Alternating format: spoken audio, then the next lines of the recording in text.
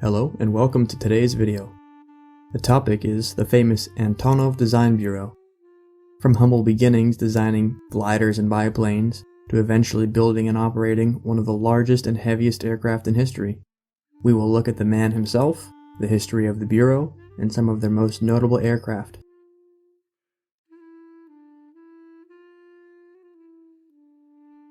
Oleg Konstantinovich Antonov was born in 1906 in the village of Choista near Moscow. In 1912, his family would move to Saratov, where he would begin his primary and secondary schooling. He was fascinated with aviation at an early age and would spend much of his time making mini paper gliders and observing the local airfield. In 1923, he joined the local branch of the Society for the Assistance of Defense, Aircraft, and Chemical Construction, which was a precursor to DOSAF, and he would start designing his own gliders. His first design was called the OKA-1 Golub, or Dove. This design would win him an award for original design during the second all-union gliding tests. In 1930, he graduated from the Leningrad Polytechnic Institute and became the head of the design bureau for the glider workshops and worked as an engineer for factory number 47 in Leningrad. In 1933, he would be appointed as the chief designer of the glider building plant in Tushino near Moscow. During his time at the plant, he would design 6 more gliders, and by the end of his time at the glider factories in 1938, he had designed about 50 individual gliders. In 1938, there would be an incident where a Soviet glider instructor defected to the West, and the Soviet government decided to ban gliders for civilian use and stop further glider training. This would result in Oleg Antonov being appointed as a leading designer for the Yakovlev Design Bureau, and he would be moved around to a few different factories between the years of 1938 and 1941, like plant number 480 in Leningrad, and number 465 in the Lithuanian SSR. In 1941, when the Germans launched Operation Barbarossa, Antonov would be moved back to Moscow, and he would spend most of his time working on the Yak-3 fighter. Between 1943 and 45, he would design the A-7 glider. Its purpose was to supply Soviet partisans behind the German lines. He would also design the A-40, a tank glider. It was a T-60 light tank with attached biplane wings, and it was intended to be towed behind heavy bombers and glide down onto the battlefield. Only one was ever built, and after a few tests, it was inevitably cancelled. An interesting idea that never had success.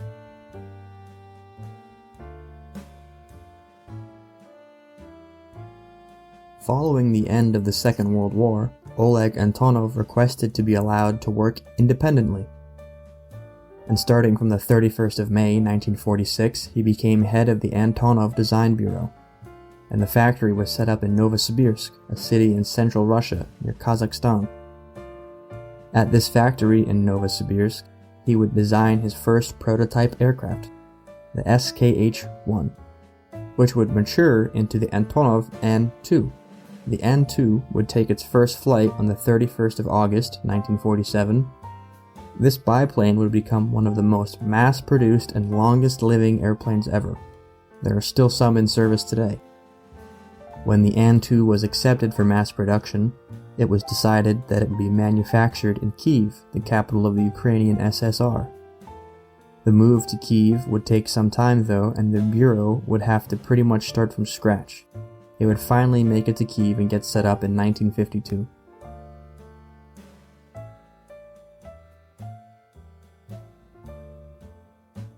In the 1950s, the Antonov Design Bureau would gather many aviation specialists and designers from all across the USSR and start their work. Their focus was mostly military transports, cargo planes, and passenger planes. Some notable designs of the decade are the An-8, a twin turboprop light military transport, the An-10 Ukraina, a 4-engine turboprop airliner for the Soviet Aeroflot, the An-12, a military transport version of the An-10. This plane would obtain the interesting name of Black Tulip, as it was used to carry the casualties of the Soviet-Afghan War in the 80s.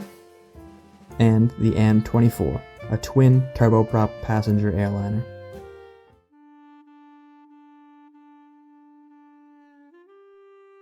The 1960s would be very good for the Antonov Design Bureau. In 1965, they would reveal the An-225 at the Paris Air Show, the world's first super heavy wide-body transport aircraft. It was 57.92 meters in length, 12.53 meters in height, and had a wingspan of 64.4 meters. And it weighed 114,000 kilograms empty, with a max takeoff weight of 250,000 kilograms.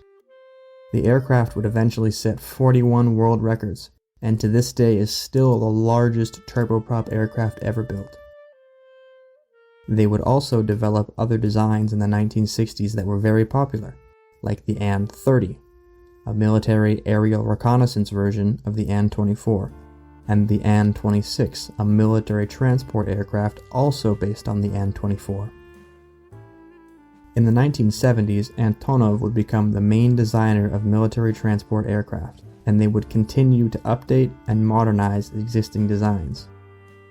In 1976, they would release the An-32, essentially a redesigned An-26 with the purpose of being able to withstand more adverse weather conditions and poor airfields. And in 1977, they would release the An-72, a twin-jet engine aircraft intended for short takeoff and landing. The 1980s would be some of the most important years for the Antonov Design Bureau, for both good and bad. In 1982, they unveiled the An-124 Ruslan, an absolutely massive strategic airlift cargo plane. The An-124 is the largest military aircraft in service, and the second heaviest gross weight production aircraft, only taking second place to the Antonov An-225 Mriya, but we will talk about Mriya later. On April 4th, 1984, Oleg Antonov would pass away in Kyiv at the age of 78. If we look back into his life at some of his notable achievements outside of being an aircraft designer, we will see that he was also an artist. He said, quote, "If not for designing, I would like to become a painter." Now, we could call his aircraft art, and which they are, but he liked to paint in his free time and in his older years. He painted over 100 paintings, and they might not be very intense or complicated, but I think they follow the theme of less is more. He was also an avid activist for environmental conservation. For example, he advocated for the cleanup and protection of Lake Baikal, the world's largest, deepest, and oldest freshwater lake. Also, in 1965, Antonov signed an open letter to the Central Committee of the Communist Party of the Soviet Union, the top of the top. The letter protested political repression of Ukrainian artists and intellectuals, and it also protested the discrimination against Ukrainian literature. This was a very brave move on his part. Antonov also put much effort into restoring and preserving the legacy of Igor Sikorsky in Ukrainian aviation history. Oleg Konstantinovich Antonov is buried at Baikove Cemetery in Kyiv.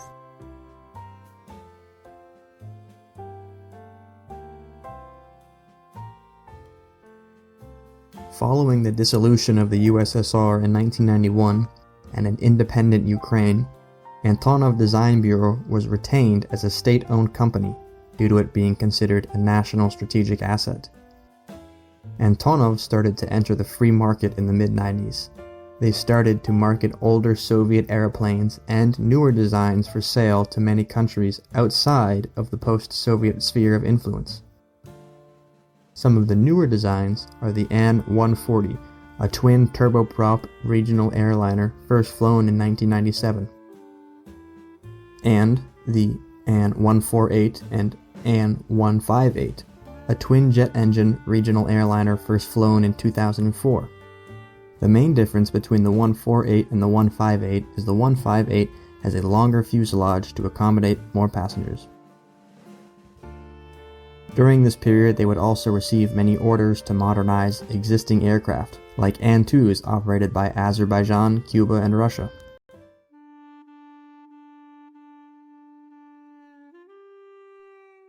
In 2014, following the annexation of Crimea by the Russian Federation and the formation of the Russian-backed LPR and DPR, Antonov cancelled all contracts with Russia, leading to a significant reduction of income in the defense and aviation industries in Ukraine.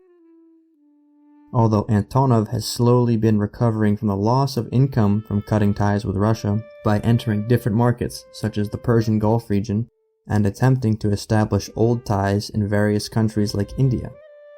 Although since 2016 no new aircraft have been delivered.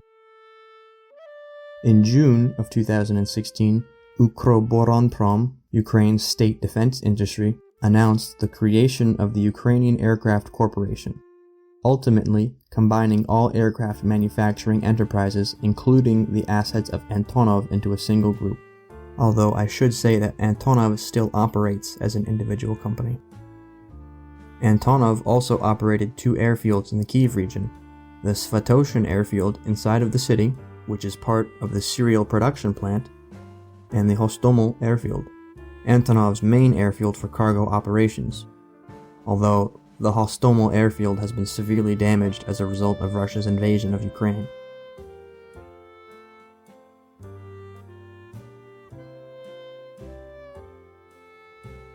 Antonov An-225 Mriya, or Dream. I've decided to give her her own small chapter due to the precedence she now holds in Ukrainian culture. Although she really deserves her own video, so let me know in the comments if you'd like to see that. The An-225 was based off of the An-124, and designed to carry the Soviet Buran class of space shuttle. And she fulfilled that role for the Soviet space program from 1988 to 1991. After the fall of the Soviet Union and the cancellation of the Buran program, Mriya was left without any purpose, and in 1994 it was decided to put her into long-term storage. Although, by the late 90s, Antonov Airlines realized the demand for a very large cargo plane, and so she was pulled from storage, re-engined, and modernized.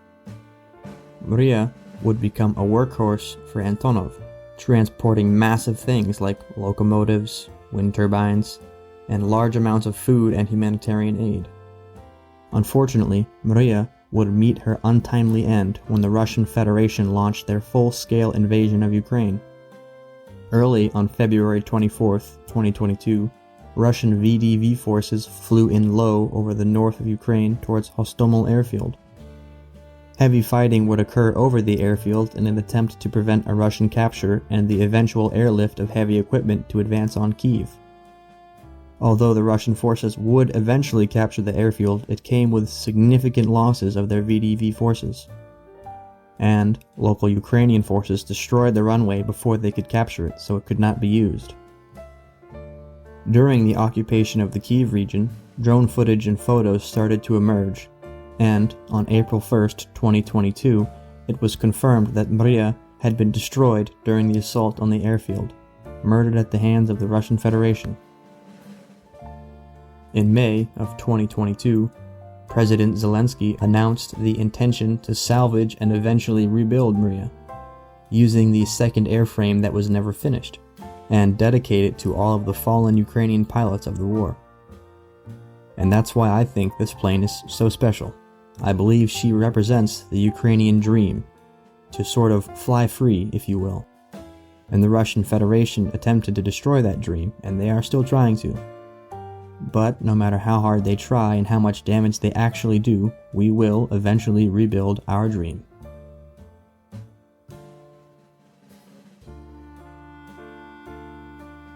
Well, that's it for today's video. I hope you enjoyed it and found it interesting, or perhaps inspiring. Please remember to like and subscribe. Thank you.